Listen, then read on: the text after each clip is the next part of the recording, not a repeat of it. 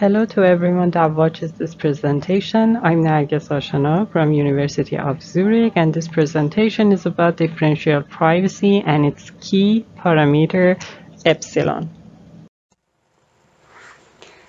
Differential privacy is being used by big names such as Uber, Google, and US Census Bureau, and it is believed to be a game changer in the domain of data privacy. It provides mathematical and provable privacy guarantee, and it protects privacy by distorting the data or the results of analysis over the data. Therefore, privacy through differential privacy is achieved at the expense of accuracy, and there is a trade-off between the two. However, owing to its mathematical definition, differential privacy quantifies this trade-off with a parameter named epsilon. The parameter epsilon is very important in differential privacy applications, and if it's set to a wrong value, data compromise can happen. However, understanding and setting epsilon is not a trivial task because differential privacy is a mathematical and abstract notion. To the best of our knowledge, in more than 10 years of differential privacy introduction, there's been only 4 through studies addressing epsilon. And all this study attempted to interpret a different value of epsilons to more tangible concepts, such as monetization or probability of leakage or success of a differencing attack. In this paper, we also attempt to interpret epsilon based on the success of a differencing attack. But what is differencing attack? If you look at this snippet of data, it is actually from an online TV provider, and here you see some demographic of users and their activity in a given time window, whether they watch a channel or not. This data can be highly sensitive because viewership of people, like what programs they watch, can be associated with their religious, sexual, or political view, for example. So I want you to pay attention to the case of Alice in this data set. She is the only female English speaker from Austria in this data set. So let's say channel 1 is sort of a conservative channel, and by knowing that Alice is watching that channel, we can get to know Alice's political view. Even if this data set is protected, hashed, and only aggregate queries are allowed to be asked about it, still Alice is secret. Here we call this fact that whether Alice watched channel 1 or not, Alice's secret can be revealed by just submitting 2 queries. One query addressing all females who watch channel 1, and the second one addressing all females watch channel 1, excluding the ones with English language from Austria. If we take difference of the result of 2 queries, we can actually answer the question, did Alice watch channel 1 or not? If the difference is not 0, that reveals that Alice watched the channel 1. The same attack can happen with a different query. Here you see sum over the ages. And if, again, we take the differences and we realize that the differences is not 0, then we can be certain about Alice's secret. So, as we mentioned, differential privacy releases approximate result of the query. Therefore, under differential privacy protection, it would be harder to guess Alice's secret, if not impossible. In this paper, we introduce a metric, probability of successful differencing attack, hence PSDA, to measure privacy leakage of a differencing attack under DP protection. Our motivation is to use this metric and calculate it for different epsilons so that we can have a sense what is the privacy leakage for different epsilons for different aggregate query types. And at the end, we compare our metric to related work. Let us familiarize ourselves about differential privacy. Differential privacy's definition is very much aligned with neutralizing differencing attack. Here you see two data sets, D and D prime, that they only differ in one person. So that one person can be seen as Alice. Differential privacy randomizes the output of the query Q and outputted as a mechanism M in a way that the probability of outcomes over these two data sets becomes so similar, so makes it hard to certainly guess about Alice's guess. The closeness of these two probability is multiplicative factor relative to epsilon, and that's how epsilon comes to the play. If we get these two probability and keep this constraint valid for every data set, every two data set that differ only in one person, then we can actually protect not only Alice but everyone else in the data set. One of the famous and commonly used differential privacy mechanisms is Laplace mechanism, and it is as simple as adding a randomly drawn noise from Laplace distribution to the true result of query over a data set. This Laplace distribution should be adjusted according to two parameters, delta Q and epsilon. Here you see the definition of delta Q. That is also called global sensitivity. Delta Q means that if you go and take all possible data sets that differ in only one person, and then you actually calculate their differences, the differences of a query Q over these two data sets, the maximum value of that difference will be the global sensitivity of that query. For example, if the query is a count query, then global sensitivity equals to 1.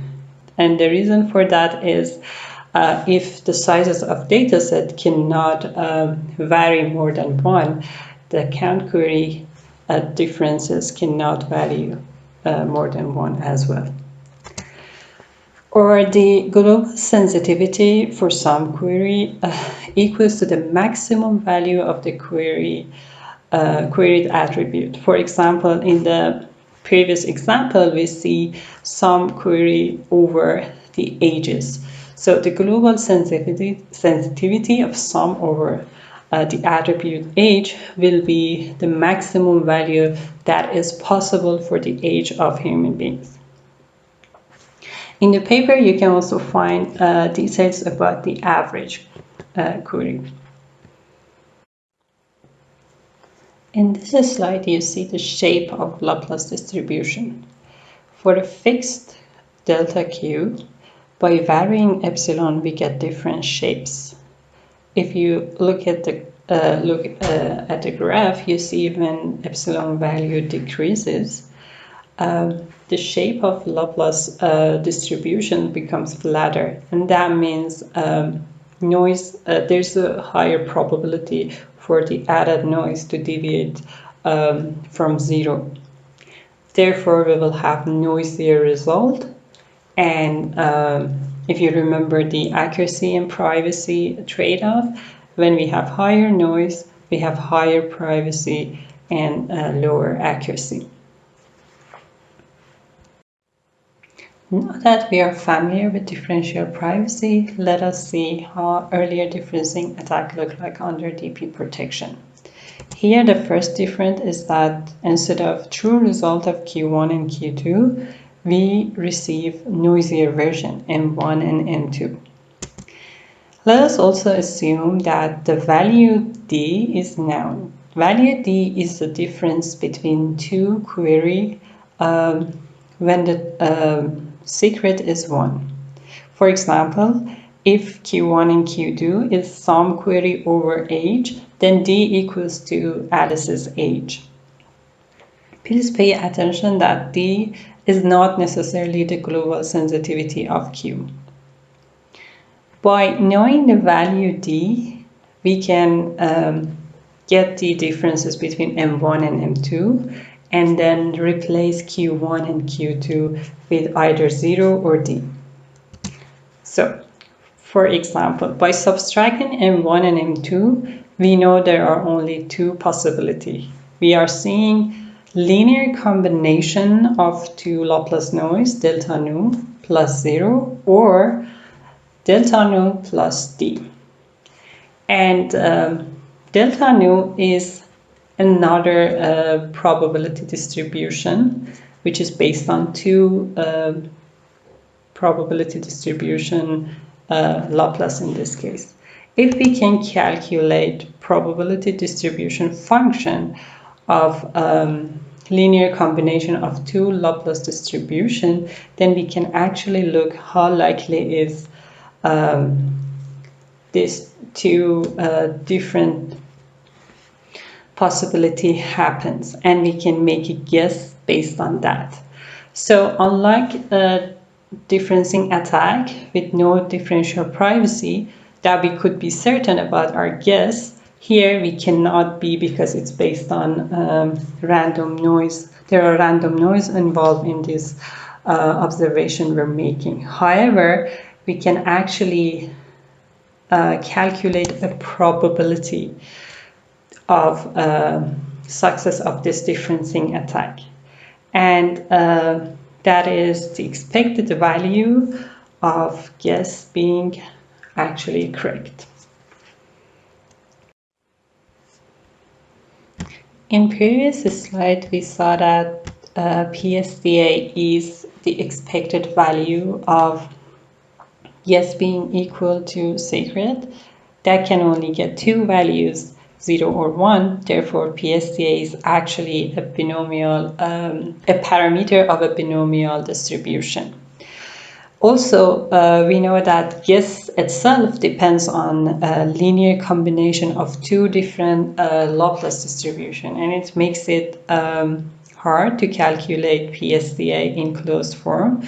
Therefore, in this slide, we offer an iterative algorithm to estimate PSDA. So in this step, we have a set value of epsilon because we want to calculate PSDA for a given value of epsilon. We know D based on the person who is the aim of the attack, in this case Alice, and we calculate the PDF of delta nu. So to simulate the interaction with a dataset protected by differential privacy, because we assume that D is known, then we can actually get rid of the true value of Q1 and Q2 in the simulation. Therefore, we really don't need to interact with the real system, but just simulate it. So based on coin flip, we set 0 or 1 value to secret, and then we sample the noise from the PDF of delta nu. And we know based on secret, D may or may not contribute to the final observation of interacting with DP dataset.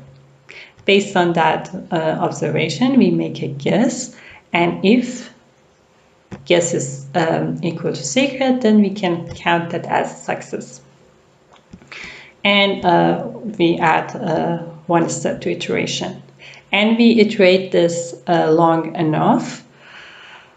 At the end, when we have enough iteration, using Klaper-Pearson in the paper, we estimate the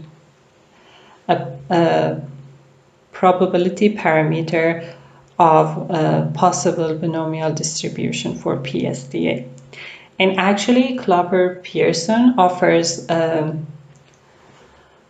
confidence interval for the estimated value, and based on that, you can actually decide on the number of iteration for this stage. Here you see PSDA for different values of epsilon and for count queries. So as you can see, as epsilon increases, privacy decreases, so the probability of successful differencing attack is also increasing. And you can see for large enough value of epsilon, this probability can actually reach to 100%. In this slide, you see the similar graph, but for some queries. Here I plot this graphs for different ages. So the blue line is actually Alice's true age, 43. And you can compare that for smaller ages. It is harder to actually realize the contribution of the target person's data in the observation. And as age increases, the target person is more susceptible to differencing attack. We also did comparison to one of the related work. Here, this is the setup of differencing attack in Liu et al. Paper.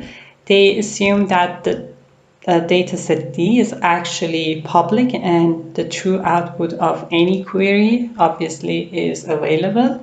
However, there is another dataset that may or may not have contained the person, target person of the attack. And the only way of interacting with that dataset is through a DP mechanism, differential privacy mechanism. So based on a noisy output and a true output, they perform a differencing attack. We also adjust our attack method to this scenario. You can find details in the paper. Liu et al.'s differencing attack is based on maximizing positive rate while putting a constraint on false alarm rate by the coefficient named alpha. In the plots, you can see Liu et al.'s differencing attack performance for 3 different values of alpha. The objective of maximizing true detection rate is the reason PSDA shows better accuracy in the first plot. This makes Liu et al. Technique more suitable for the cases that secret values have different importance. For instance, protecting people's HIV status. A leak of HIV positive is way more harmful. However, PSDA is more suitable for understanding proper epsilon value for more balanced secrets, like being politically right or left. In this paper, we saw that setting epsilon is a highly important issue in DP applications that unfortunately haven't received enough attention so far. We hope that this paper encourages more research in this direction. Thanks for your attention.